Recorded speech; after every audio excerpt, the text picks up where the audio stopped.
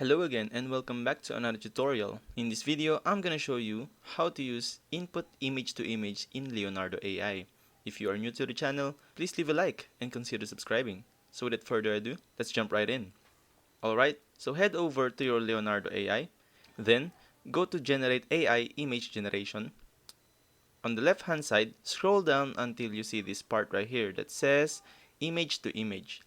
Upload your image or drag and drop your selected image. After that, as you can see, the image dimension is automatically adjusted.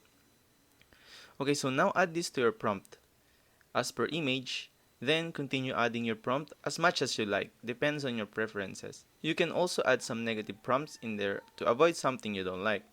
Then just hit generate and wait a couple of seconds.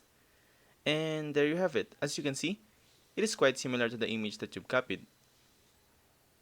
Now if you adjust these settings right here called init strength, it will copy your image as close as possible. So let's give it a try.